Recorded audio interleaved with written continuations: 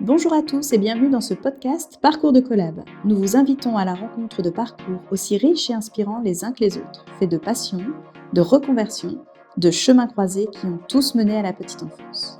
Rigolo comme la vie, le réseau de crèches et micro-crèches qui met l'enfant au cœur de sa raison d'être, vous embarque à la découverte de ses collaborateurs. Merci Camille de te prêter à cet exercice et de nous raconter un peu ton parcours. De rien, avec plaisir. Alors avant toute chose, est-ce que tu veux bien te présenter ? Oui, moi je suis Camille Lemans, je suis éducatrice de jeunes enfants de formation. Ça fait maintenant depuis 2012 que je suis chez Rigolo comme la vie. J'ai évolué au sein du réseau, donc j'ai d'abord été éducatrice de jeunes enfants de terrain, puis après je suis passée adjointe, puis après j'ai eu la chance d'avoir un poste de direction, et maintenant depuis un peu plus de 6 mois, je suis au service recrutement. Super. Alors là, tu nous as déjà un peu raconté ton parcours au sein de Rigolo comme la vie. Est-ce que tu veux bien revenir encore un petit peu en arrière et nous raconter comment tout a commencé ? En fait, je cherchais à la fin de ma première année, enfin de ma première, au lycée, ce que j'avais envie de faire. Donc je suis allée voir des conseillers d'orientation qui m'ont du coup fait des tests. Et ce qui était ressorti, c'était évidemment la petite enfance. Alors le concours d'éducateur de jeunes enfants doit être passé 1 an à l'avance. Et moi, je me sentais pas capable de le passer pendant mon année de terminale. Donc j'ai fait ma terminale bac général. Et ensuite, j'ai fait 1 année de préparation au concours d'entrée. Du coup, tout en passant le concours en même temps. J'ai eu l'écrit, mais pas l'oral. Donc, j'ai fait une première année de fac tout en retentant le concours. Et là, j'ai réussi à rentrer à l'école d'éducateur de jeunes enfants. Donc ça veut dire que dès le départ, c'était une évidence pour toi de travailler dans la petite enfance. C'était ton objectif. Oui, tout à fait. Ça a toujours été. Alors, j'ai été toujours attirée par le monde de la petite enfance. J'ai passé le BAFA. J'ai toujours accompagné les plus jeunes. Et j'ai toujours aimé, en fait, essayer de comprendre. J'ai aimé la pédagogie, la psychologie de l'enfant. Et donc, du coup, ça m'a vraiment portée. Et c'était comme une évidence, en fait, pour moi, de travailler auprès des jeunes enfants. Ok. Et donc, après le lycée, tu nous racontes ton parcours. Tu as ensuite ton diplôme d'éduc en poche. Qu'est-ce qui se passe ? Diplôme d'éduc, je commence tout de suite à travailler, parce qu'on a cette chance de pouvoir travailler assez facilement en tant qu'éducateur de jeunes enfants dans différents milieux. Donc, je travaille dans des crèches, je fais des CDD au départ, et puis j'arrive dans un autre groupe de crèches pendant 1 an, et puis il y a un poste chez Rigolo comme la vie qui ouvre à Rue Neuve, et je décide de postuler parce que j'avais envie de voir autre chose et puis découvrir d'autres manières aussi, et ça c'est très typique, je pense, des éducateurs de jeunes enfants, en fait, d'aller voir ce qui se passe ailleurs pour s'enrichir. Donc j'arrive chez Rigolo comme la vie en août 2012 en tant qu'éducateur de jeunes enfants de terrain à la crèche de Rue Neuve. Et combien de temps après, tu évolues sur un poste d'adjoint ? 2 ans après, je suis arrivée, alors même plutôt 1 an et demi finalement,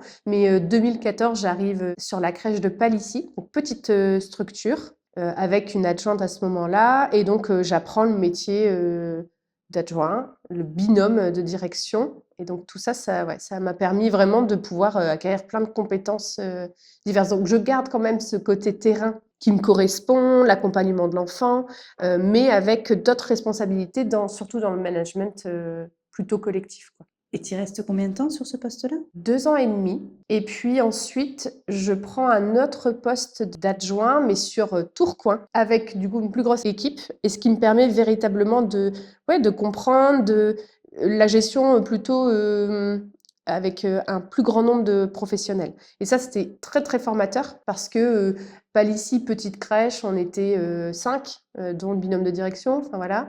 Donc, petite crèche, donc très facile à manager quand même en proximité. Et sur Tourcoing, on était quand même 7 ou 8.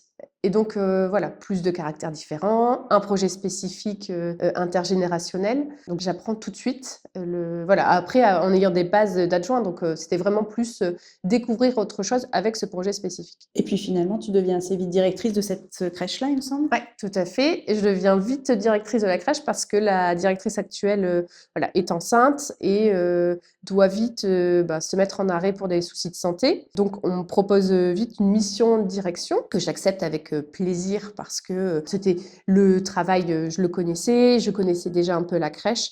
Et c'était une manière de me faire confiance et moi de me montrer aussi mes compétences sur le travail de direction. Finalement, la directrice ne reviendra pas.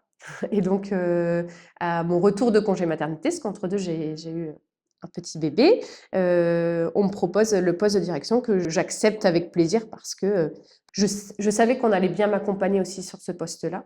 Et après, pas mal d'événements aussi côté perso. Tu l'as dit, tu es devenue maman. Des opportunités qui devaient se créer, il me semble, du côté de ton conjoint, qui Ouais. n'aboutissent pas. Un Covid qui arrive et puis une réflexion dans ton projet. Ouais, tout à fait. En fait, au bout de quelques années, tout vous dire, on devait partir à Madrid en tant qu'expatrié, vivre 3 ans, voilà, un peu hors du commun. Mais le Covid s'est invité et tout a été arrêté du jour au lendemain. Et dans ma tête, j'avais déjà mûri le fait que voilà, j'allais tourner une page dans la petite enfance, j'allais faire autre chose, découvrir autre chose.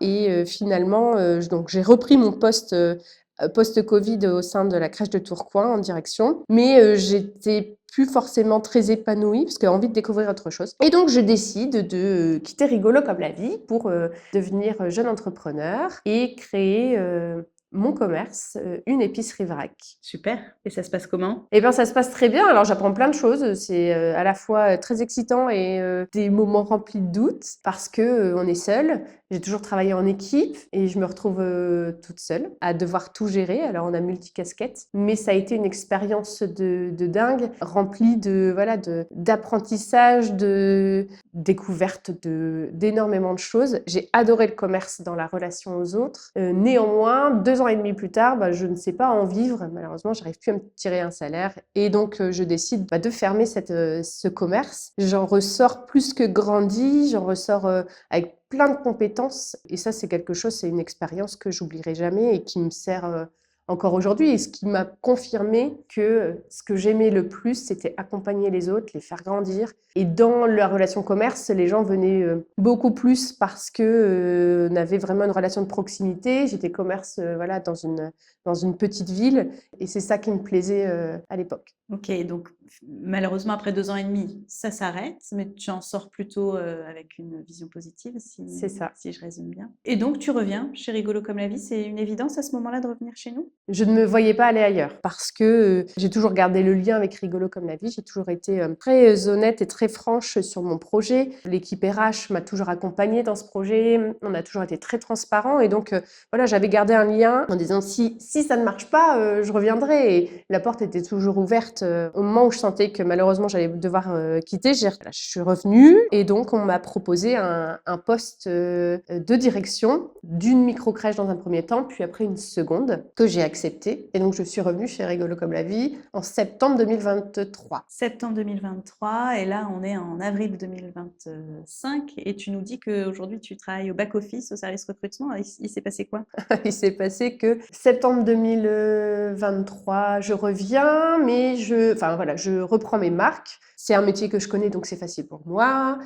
Et à la fois, j'ai quand même cette volonté d'évoluer et de voir autre chose. Donc j'en parle à mon manager et je continue à travailler. Et ce souhait a été entendu parce que quand il y a eu un poste disponible, d'abord en mission, pour me permettre de découvrir le métier de talent officer, on m'a fait la proposition que j'ai acceptée avec grand plaisir pour pouvoir, voilà. C'est une autre facette de mon métier que je peux mettre au service des crèches, au service du réseau, avec une connaissance du métier terrain. Et donc ça, je crois que c'est un de mes plus grands atouts, de pouvoir connaître tous les métiers, de savoir ce qu'on attend en fait d'une auxiliaire de puériculture, ce qu'on attend d'une animatrice petite enfance, d'une JE, et de pouvoir recruter selon nos valeurs, de pouvoir être dans le lien, parce que c'est ce que j'aime. Hein, j'apprends à découvrir tous les jours des professionnels qui sont au téléphone. Et vraiment, c'est quelque chose que j'apprécie, que je peux mettre au service du réseau. Super. Et cette mission, tu dis, s'est transformée finalement En poste. en poste, ouais, et te permet donc et de découvrir des professionnels, de partir à leur rencontre, ton quotidien, c'est ça aujourd'hui? Ouais, en fait, donc ce poste s'est transformé en vrai poste ouvert. Donc j'ai pu rejoindre l'équipe talent. Et aujourd'hui, mon quotidien, c'est lorsqu'il y a un besoin de recrutement, de pouvoir trier les CV, de pouvoir appeler les candidats, de fixer un rendez-vous d'entretien, de pouvoir prendre un temps d'échange avec eux qui me racontent qui sont leur expérience professionnelle, comment est née cette passion pour la petite enfance et d'aller déceler en fait les atouts, les valeurs derrière une conversation, de pouvoir aller déceler les futurs potentiels et de pouvoir les proposer aux directeurs et directrices de nos crèches et micro-crèches qui auraient un besoin pour pouvoir voilà, compléter les équipes. Et alors, le JE que tu es, elle est nourrie, elle est passionnée, elle est heureuse de ce poste-là? Complètement. En fait, aujourd'hui, je travaille pas dans les crèches, mais pour les crèches et au service des équipes. Je suis nourrie dans les échanges que je peux avoir parce qu'en fait, régulièrement, je me rends compte que je vais au-delà d'un simple entretien. C'est-à-dire que vraiment, on échange sur des pratiques professionnelles, on peut échanger sur parfois de la pédagogie et je suis nourrie en fait de par mes échanges aussi et puis régulièrement, on en rigole dans l'équipe, mais je peux tomber amoureuse de certaines professionnelles et parce qu'elles m'ont charmée dans leur parcours, dans ce qu'elles prônent comme valeur, dans le côté passionné, dans le côté au service de l'enfant. Alors on n'en voit pas tous les jours, mais quand il y en a une, enfin voilà, elle a refait ma journée et je la veux vraiment dans notre réseau, quoi. Merci Camille. De rien! Merci pour votre écoute. N'hésitez pas à découvrir les autres parcours de collab tout aussi inspirants. Et qui sait, vous serez peut-être le prochain à nous partager votre parcours, car tous les chemins mènent à la petite enfance. À très vite chez Rigolo comme la vie.